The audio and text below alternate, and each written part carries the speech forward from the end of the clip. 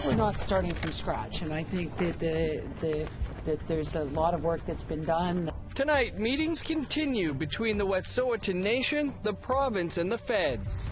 Volunteers are a part of the community, and they're the ones that make these games. And Whitehorse is gearing up for the 2020 Arctic Winter Games. Good evening, welcome to APTN National News. I'm Dennis Ward. It's the second day of meetings between Wetsuweten hereditary chiefs and senior federal and BC ministers. They're trying to find a solution to the pipeline dispute that has sparked protests and shut down rail lines across the country. APTN's Lee Wilson has this update from Smithers, BC. At the office of Wetsuweten in Smithers, British Columbia, hereditary chiefs are in talks with the federal and provincial governments to try end the impasse that has crippled the country. After the first day, Unistoten spokesperson Frida Houston said the talks were preliminary. And voices who want the pipeline built were also at the meeting. Wetsuweten matriarch Bonnie George emerged from the meeting with her hands raised. She has been a vocal supporter for the natural gas pipeline's construction in the territory. Represented not just a small fraction. There's many of us that have voices, and we deserve, as Wet'suwet'en people, matriarchs, to hear our voices too. Federal Crown and Indigenous Relations Minister Carolyn Bennett and BC Indigenous Relations Minister Scott Fraser said at the end of the first day, the environment was hopeful, and talks will continue in the morning. The second day of talks began with Minister Fraser and Minister Bennett addressing the media. Bennett feels there's already been groundwork laid from the federal and provincial levels. Well, I think we're not starting from scratch, and I think that that there's a lot of work that's been done. As you know, we did have an agreement with the Wet'suwet'en chiefs 2 years ago on child and family. That table is working hard, and BC has had ongoing conversations. Fraser sounded optimistic that all parties are at the meeting with an open mind, trying to find a solution. I think it's early. This is our second day of these meetings, and what we've all done, the chiefs and Minister Bennett and myself, have come in with an open heart, an open mind, and we're exploring the art of the possible. Tensions remain across the country while the talks continue, with solidarity actions taking place and frustrations being expressed in Parliament and by many Canadians. Minister Fraser said the talks will continue until a resolution is found. We're working as long as it takes, and there are restrictions on that, obviously, for everybody, but we'll make this work. That's the plan. Lee Wilson, APTN National News, Smithers, British Columbia. Meanwhile, the Mohawk Council of Ganawage is proposing a temporary solution to concerns around RCMP presence in Wet'suwet'en territory. As rail blocks persist on the territory just south of Montreal, Grand Chief Joe Norton is suggesting the Ganawage peacekeepers lead a temporary Indigenous police force to patrol Wet'suwet'en territory, allowing for RCMP to retreat during ongoing negotiations. In a press release, Norton said his chief of police is already contacting First Nations police forces across Canada to see if it's a workable plan. There'd be another set of eyes on the ground so that they can be part of verifying or checking to make sure the RCMP are not harassing people, and as what we're hearing, they're being brutal to people. There's terms like that are being used. Roseanne Archibald is the Ontario Regional Chief of the Assembly of First Nations. She's been closely following the Wet'suwet'en solidarity protests in Tyendinaga. Chief Archibald joins us from Toronto to discuss the conflict. Chief Archibald, thanks for joining us. We understand Toronto law firm OTK Law has been retained by the Chiefs of Ontario in relation to the protests in Tyendinaga. Can you tell us a bit more about your role in all of this?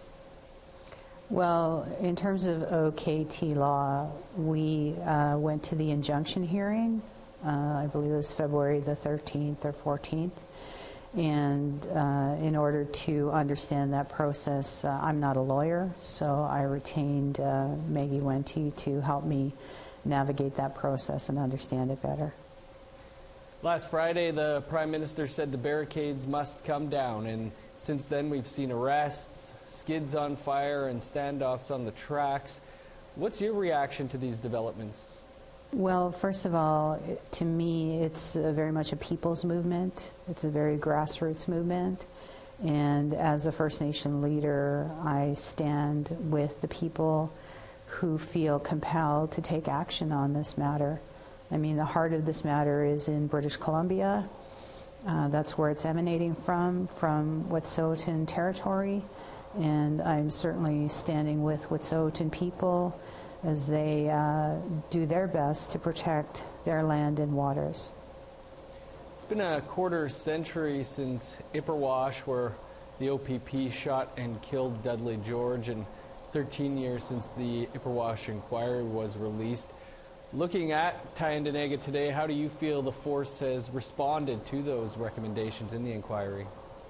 Well, I can tell you what I've done in terms of reaching out. As soon as that blockade went up and there was a real danger for a repeat, I reached out to the OPP commissioner and asked him about the framework, because I understood that as a result of Ipperwash, a framework was developed and that they had to follow this framework in order to protect lives and bring peace to a situation like this. And so we immediately started to have conversations about how this framework was unfolding and how we could find the best path forward in terms of peace and ensuring that our people were not criminalized. The OPP did say yesterday one demonstrator was hospitalized after his arrest. What needs to change to avoid violent confrontations with police in the future? Well, this is where I saw that we need some more work on that framework. What was happening on the ground and in discussions with the OPP had to do with how do we avoid, loss of lives here? Mm-hmm. How do we avoid a violent escalation? And so in terms of what happened, we worked for days and days and days, every day actually, talking about what progress was being made and how that progress meant that the criminalization of our people for standing up for what they believed in would not happen. And so it kept getting pushed because things were developing. There was a meeting with Minister Miller. There were other meetings happening and other discussions happening and letters and offers. And each day we were looking at where we were in this path together. And as long as that kind of progress was being made, then our people were not being criminalized in that moment. At the end of the day, though, Dennis, this issue needed to be solved in British Columbia. As a regional chief of Ontario, I had absolutely no authority or ability to solve this problem so that our people in Ontario could be safe, and we simply ran out of time. There wasn't enough happening, and then there was this deadline that was set by CN, and we simply just were out of time, and they moved in, and I think that ultimately nobody won. There's no winners in this situation. This is a lose-lose for everybody involved, and I think what happened to the people that were arrested is I was upset watching some of that footage, 5 police officers, holding down one guy. I mean, it was very scary to watch, and it was very upsetting to watch. Chief Archibald, we'll have to leave it there. Appreciate you taking some time for us. Yeah, thank you. Families of 2 First Nations men who died in custody of the Thunder Bay Police are hoping to get answers after meeting with the coroner's office this week. Here's Willow Fiddler with more. Ontario's coroner's office said they've met with the families of 2 men whose deaths will be reviewed in a joint inquest. 44-year-old Donald Mamaqua died in a police station cell here in 2014 after officers ignored his pleas to go to the hospital because paramedics had already medically cleared him. 50-year-old Marlon Roland McKay was found not breathing in the station's jail in 2017 after he too was medically cleared by first responders. He was pronounced dead at hospital. Ontario Special Investigations Unit found no criminal wrongdoings in both cases, but said there were several missteps by the officers involved in Mamaqua's arrest and detention. Julian Faulkner is the lawyer representing the families of both men. He says the deaths could have been prevented had the men received appropriate medical attention. An inquest into Mamaqua's death was scheduled for last year. However, it was put on hold when McKay's family came forward with similar experiences. I spoke with Faulkner earlier. You are talking about two Indigenous men, both of them suffering from apparent intoxication that may or may not have masked more profound health concerns. And there's a very real worry that medical interventions that might otherwise happen if these people were not Indigenous didn't occur in this case. And certainly that's what the family is worried about. That's what both families are worried about. The coroner's office says it will announce the date of an inquest in a news release. Willow Fiddler, APTN National News, Thunder Bay. Winnipeg police have laid several fraud-related charges against a former manager at a First Nations Child and Family Services Agency. Gwendolyn Joyce Reed was charged in connection with just over $1 million in transactions that happened between 2016 and 2019. Reed was financial manager of Wetsuweten Abenongi, a CFS home placement agency in southern Manitoba. The charges against her have not been proven in court. For more on this story, you can go to our website, aptnnews.ca. There has been a call for Vancouver police to end the practice of random street checks. Details on that after the break.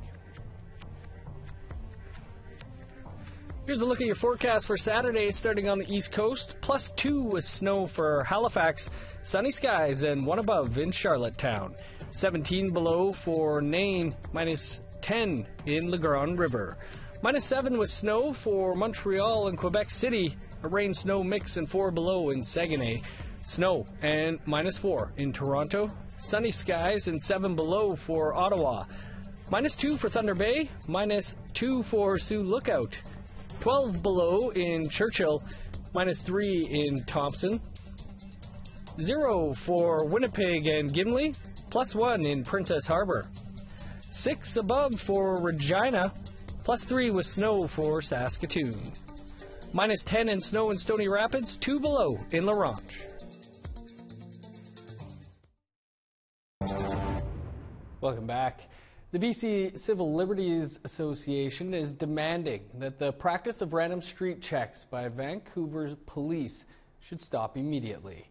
But the city police say they are just trying to keep communities safe. APTN's Tina House has that story.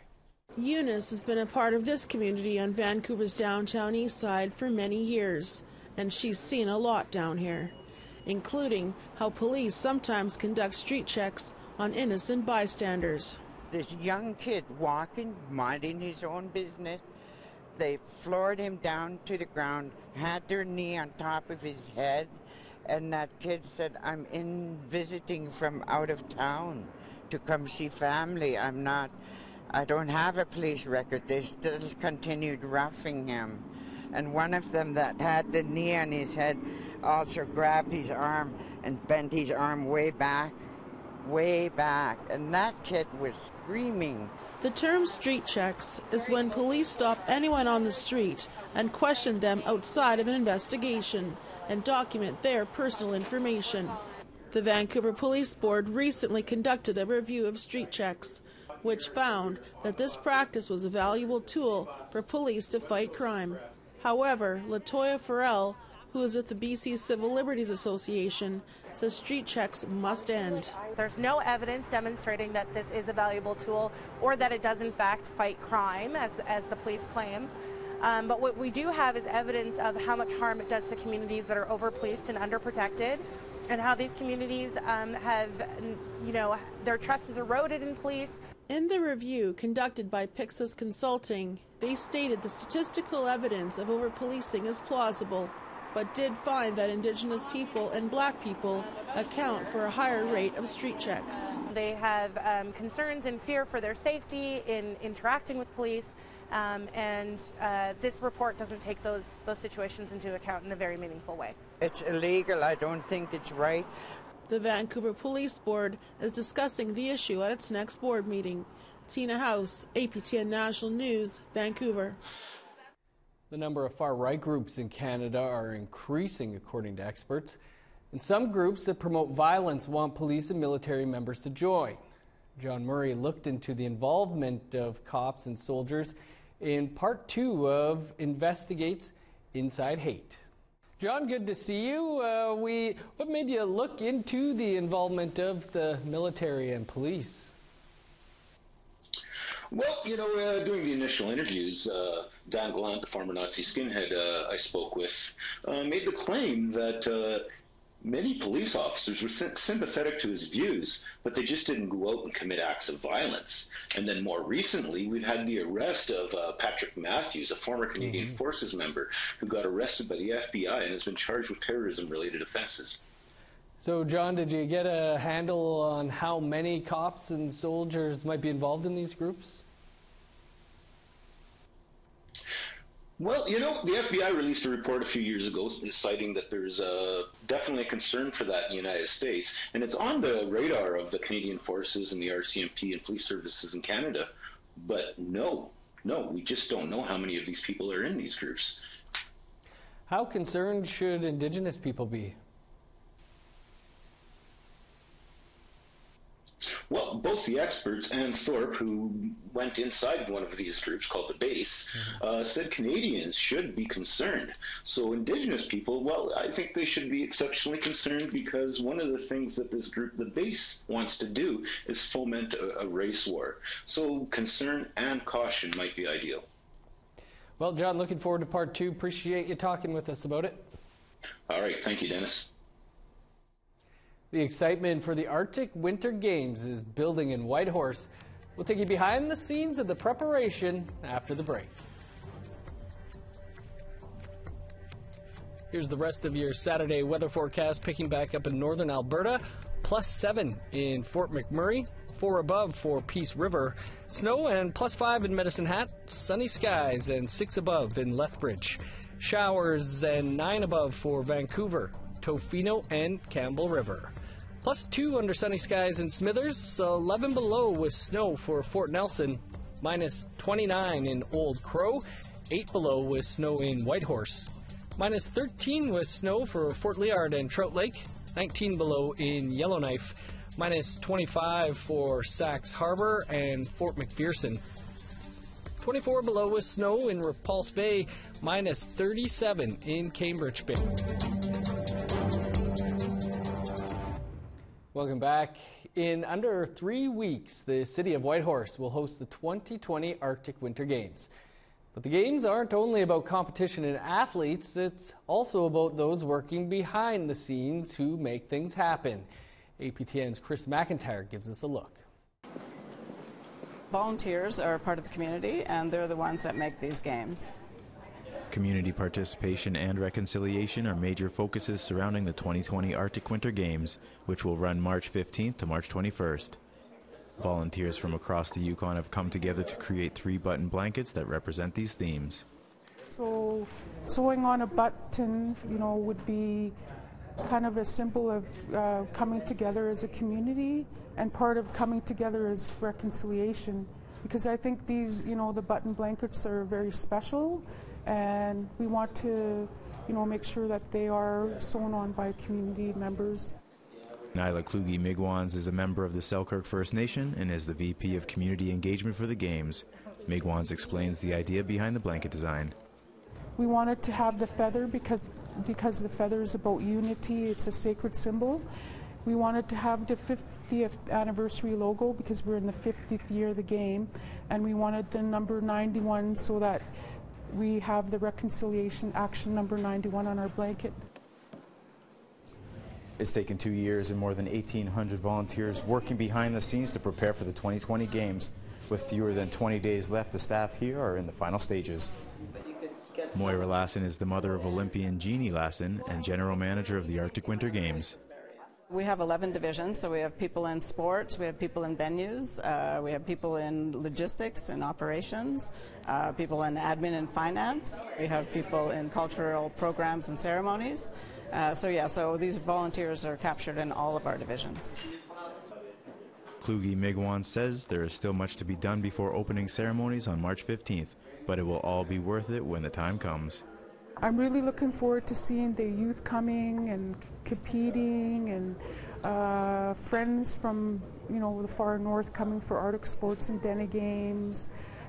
Just seeing all my old friends that have been part of the games for many years, and just being part of the opening ceremonies and the closing ceremonies. And yeah, it's going to be a busy week, but I think it's going to be a lot of fun. Chris McIntyre, APTN National News, Whitehorse. It's going to be so much fun. Can't wait for the Arctic Winter Games. Spirit North celebrated its second anniversary since launching its program in Manitoba last year. The program uses sport and play to help engage and inspire youth in First Nations communities. Here's Brittany Hobson with more. Big cheer if you came from Winnipeg. Youth from 4 First Nations in Manitoba gathered in Winnipeg with one common goal: a day of sport and play. What are you guys looking forward to today? Have fun. Having fun here. Spirit North Manitoba hosted its second annual multi-community festival with students from Black River, Bloodvein, Barons River, and Hollow Water, or Wanapagao. Sam Anthony has been with the program since its launch in 2018. It's awesome to see the progress that the kids are making in skiing, so yeah, definitely a higher skill level this year. The program started 10 years ago in Alberta thanks to former Olympian Becky Scott. It aims to show the benefits of cross-country skiing on mental and physical health. The day started with a scavenger hunt. We found our red branch in a branch that looks like a Y. And included some races and opportunities to go downhill. But it's not all easy. What's the hardest part? Going up the hills. Spirit North provides equipment and trains locals so they can become instructors. Laura Philippou is the program director.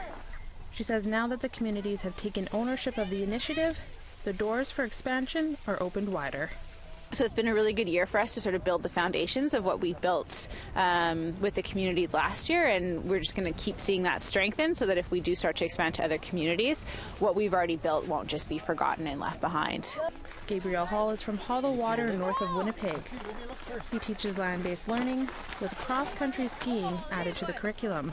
Now we got trails out there, we got a lot of equipment that they helped us out with, so excellent opportunities for the kids to just add one more activity outdoors. Brittany Hobson, APTN National News, Winnipeg. I need to do some cross-country skiing myself. That's your APTN National News for this Friday. Stay up to date with the latest by visiting our website, aptnnews.ca, and by downloading the APTN News app. I'm Dennis Ward. Thanks for joining us. Stay tuned. A new episode of APTN Investigates is next. Have a great night.